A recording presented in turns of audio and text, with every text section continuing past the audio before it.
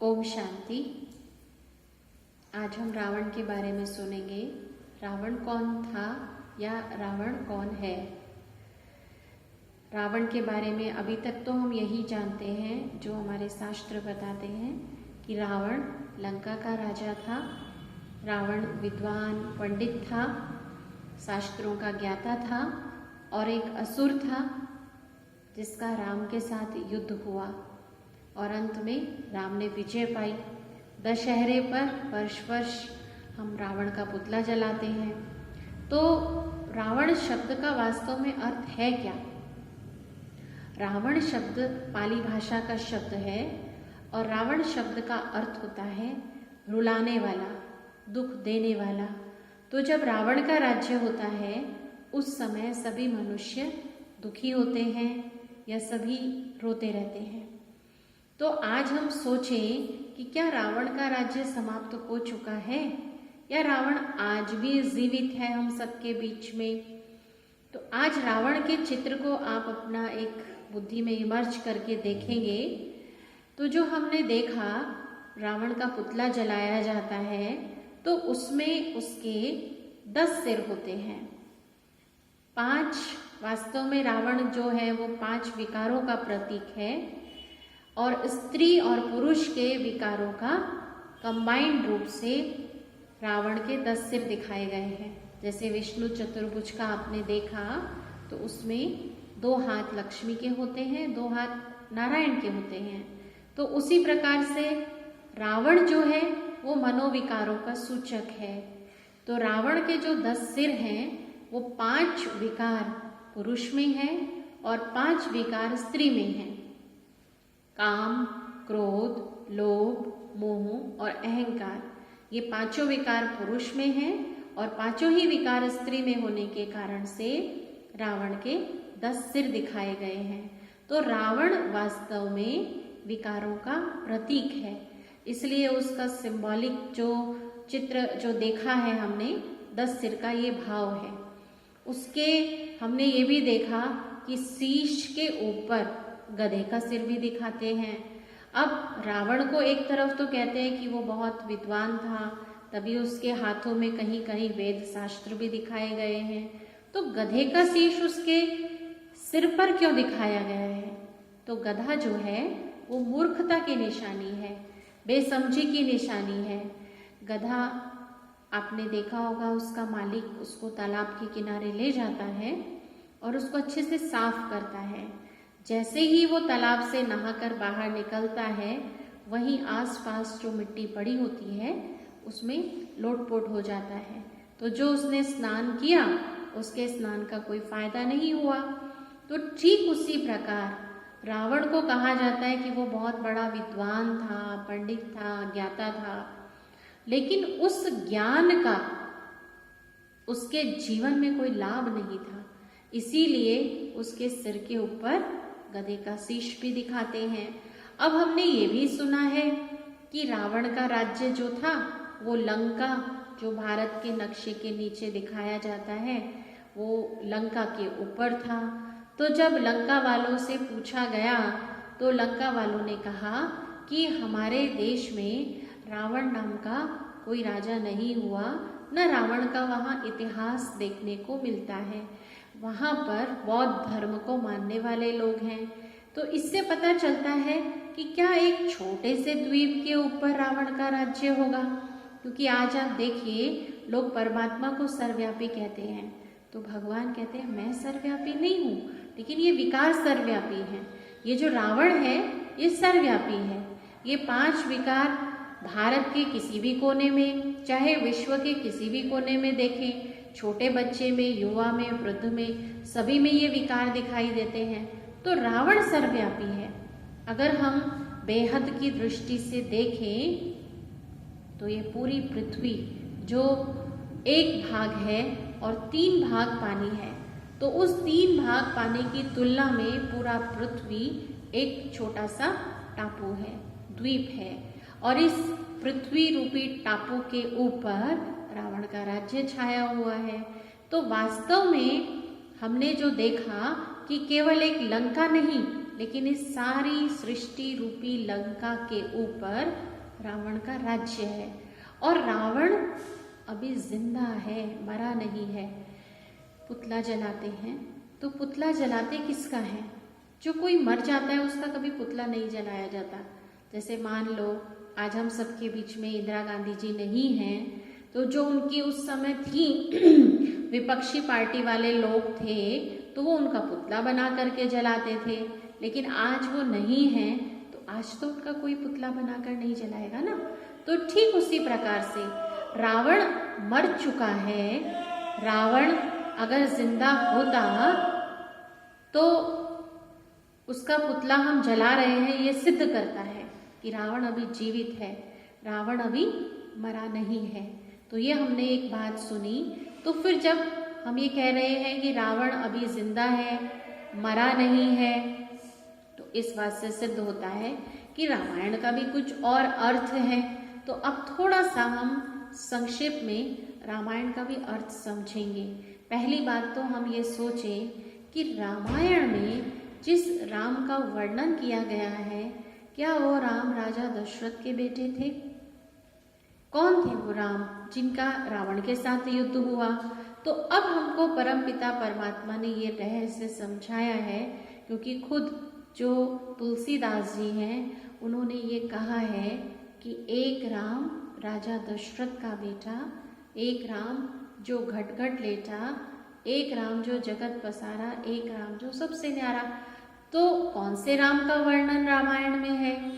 तो वास्तव में परमात्मा राम का भी उसमें चरित्र है। राजा रामचंद्र जी जो दशरथ के बेटे थे उनका भी चरित्र है, और हमारे शरीर में भी एक आत्मा है जिसको आत्मा राम कहा जाता है, उसका भी उसमें चरित्र है। जैसे आज अगर इस बात को हम एक उदाहरण से क्लियर कर लें कि कोई हम मूवी देखते हैं, कोई फिल्म देखते हैं, तो उस फिल्म में जो भी घटनाएं हैं, जो चरित्र दिखाए गए हैं, क्या वो एक व्यक्ति की जीवन कहानी होता है? नहीं ना। समाज में हुई घटनाओं का चित्रण करके जो सारी अलग अलग घटनाएं थी, उन सभी घटनाओं को जोड़ दिया गया और एक व्यक्ति के जीवन पर उसको दिखा दिया गया, उसको ही हम फिल्म के रूप में देखते हैं।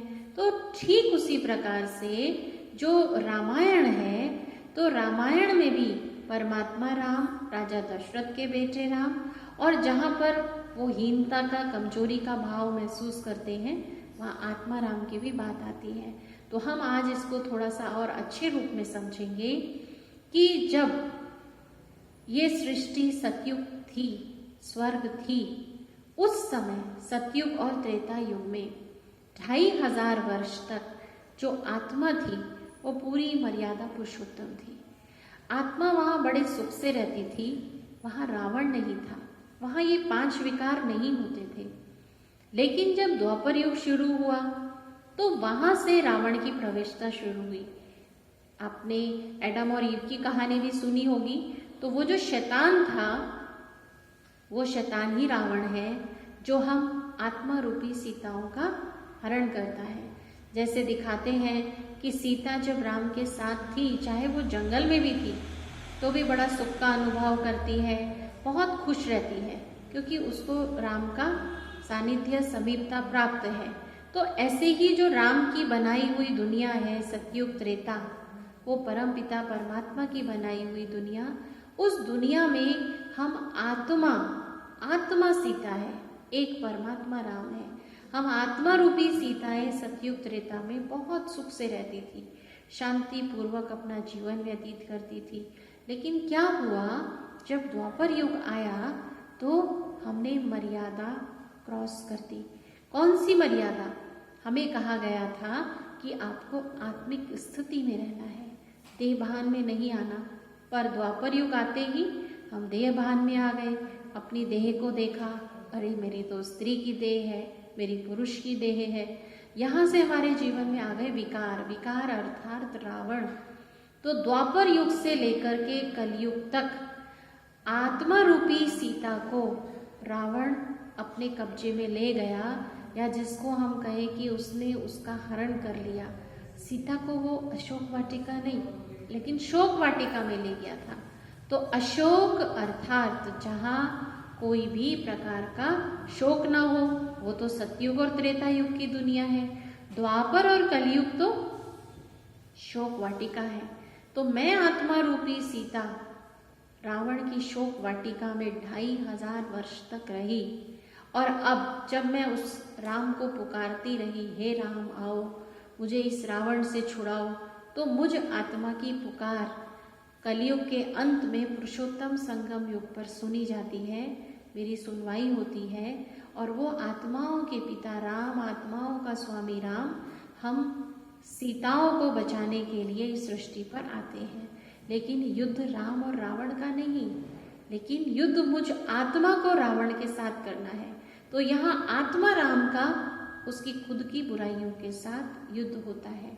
तो कहते हैं कि रावण नहीं मरता था, जब उसका एक गला काटते थे तो दूसरा आ जाता था, दूसरा काटते थे तीसरा आ जाता था।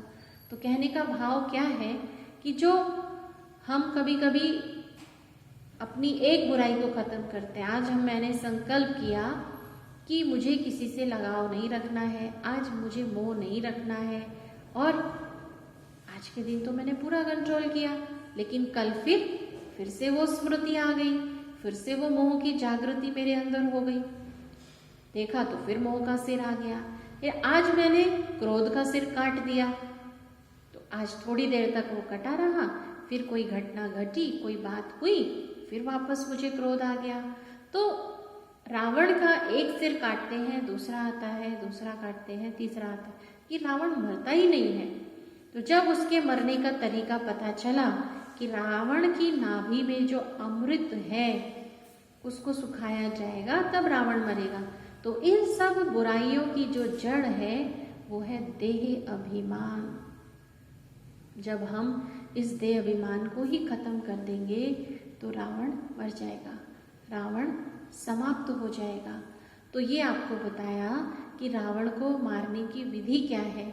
तो ये रावण को हम वर्ष वर्ष जलाते हैं, इसका मतलब रावण अभी मरा नहीं है।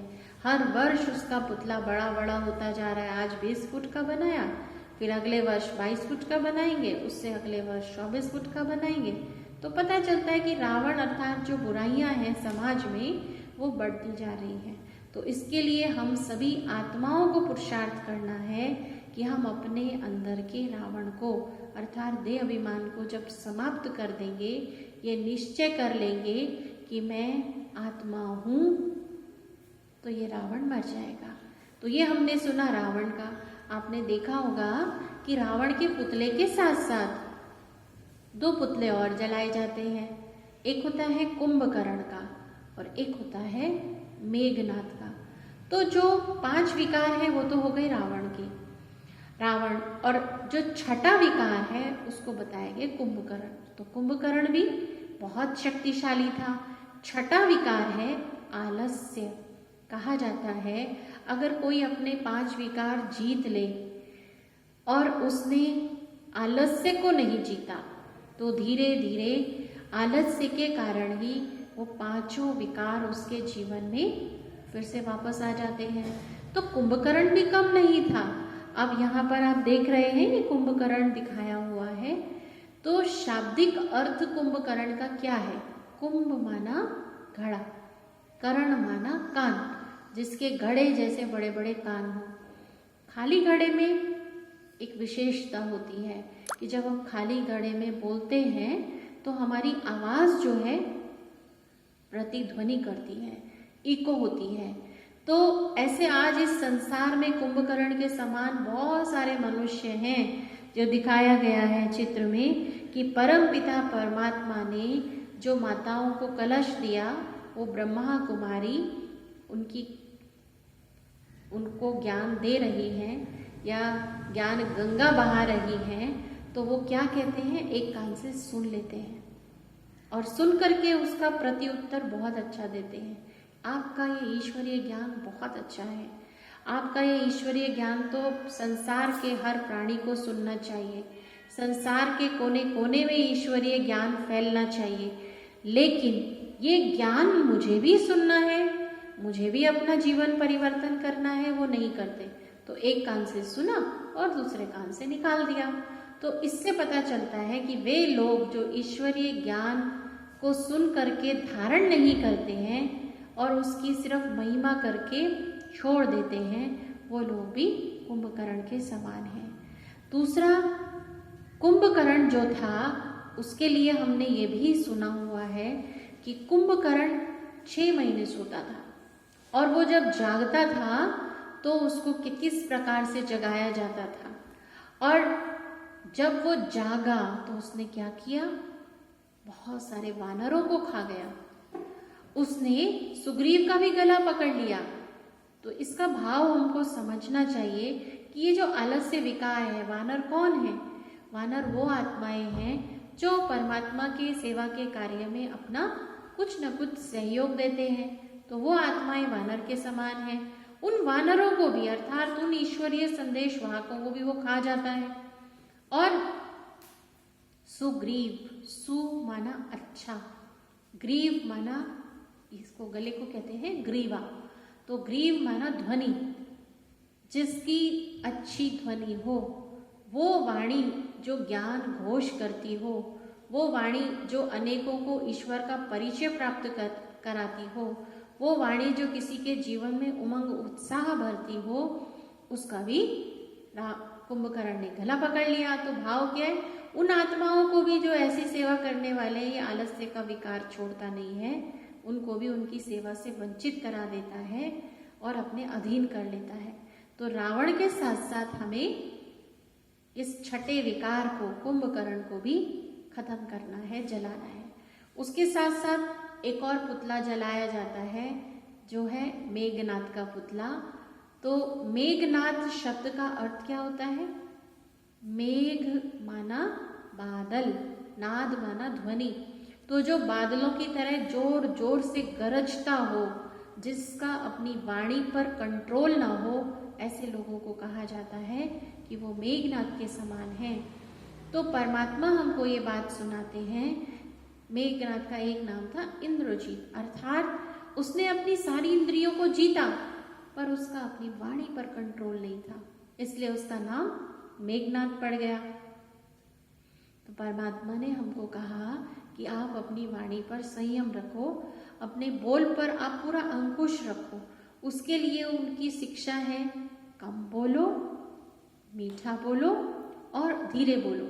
अगर हम इस ईश्वर के बोल को ध्यान में रखेंगे कि ये जो मेरी आवाज़ है ये मेरे कंट्रोल में है, जैसे वो टेप रिकॉर्डर का जो वॉल्यूम का बटन होता है वो हमारे हाथ में होता है, हम उसको कम या ज़्यादा कर सकते हैं। तो उसी प्रकार से क्या हम अपने इस गले को, जो मेरा एक इंस्ट्रूमेंट है, कम या ज़्यादा नहीं कर सकते? कर सकते हैं। तो हम मेघनाद को भी जला दें और आज से संकल्प करें कि हम मधुर बोलेंगे, कम बोलेंगे और धीरे बोलेंगे। उसके बाद में आप ये चित्र में देख रहे हैं कि आज के सभी लोग सोए हुए हैं। किस बात में? अज्ञानता की नींद में। किसने सुलाया? हमारे शास्त्रों ने ही सुला दिया, क्योंकि शास्त्रों में क्या लिखा हुआ है? कलयुग अजुन बच्चा है। कलयुग खत्म होने में तो 40,000 वर्ष बाकी हैं। तो जो वो लोग हैं वो क्या करते हैं? सोचते भी तो कलयुग खत्म होने में बहुत वर्ष बाकी पड़े हैं, तो अभी हमें ज्ञान की आवश्यकता नहीं है, अभी हमें प्रभु से मिलने की आवश्यकता नहीं है, जब समय आएगा तब देख लेंगे। तो परमात्मा हमको जगा रहे हैं, वो कह रहे हैं, बच्चे कलयुग थोड़ा सा बचा है, कलयुग बच्चा नहीं है, कलयुग बूढ़ा हो चुका है। तो जैसे जब मान लो, मैं एक उदाहरण लें कि मान लो एक कॉपी है और उस कॉपी पर मैं लिख देती हूँ मैं 5 साल की हूँ और मैं पहली क्लास में पढ़ती हूँ।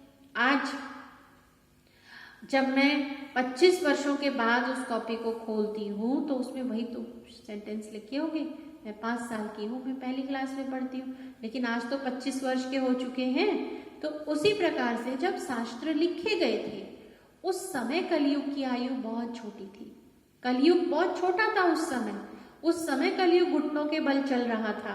लेकिन आज कलयुग बूढ़ा हो चुका है, कलयुग की आयु लगभग समाप्त होने वाली है। इसलिए हम इस धोखे में न रह जाएं कि कलयुग खत्म होने में अभी बहुत वर्ष बाकी हैं। आज हम देख रहे हैं कि ये सृष्टि तमो प्रधान हो चुकी है, काम क्रोध लोभ मोह अहंकार की अग्नि में जल रही है और इस सृष्टि पर अधर्म का राज्य छाया हुआ है। हम सभी आज इस दुनिया के हालातों से अवगत हैं। इसमें दिखाया गया है जो आज हमारी पृथ्वी है वो डेथ बेड पर पड़ी हुई है। बहुत सारे लोग हमसे भी पूछते हैं ये दुनिया कब खत्म होगी, तो हम यही कहते हैं कि मरने वाला व्यक्ति तो चाहे आज शरीर छोड़ दे, चाहे उसे 2 वर्ष लग जाए, तो आज जो पृथ्वी है उसे ऑक्सीजन लगी हुई है, वो डेथ बेड पर पड़ी हुई है। तो हमें हमेशा ये याद रखना चाहिए कि कोई भी मिसाइल आएगी और ख़त्म हो जाएगी ये दुनिया, तो हम जीते जी अपने जाने की तैयारी कर लें। क्या तैयारी करनी है? जो आज हमने लेसन सुना कि हम इन 5 विकारों को, 5 नहीं 7, काम क्रोध लोभ मोह अहंकार आलस्य और कटु वचन, बहुत जोर जोर से जो हम बोलते हैं उस पर हमको पूरा नियंत्रण कर लेना है। ओम शांति।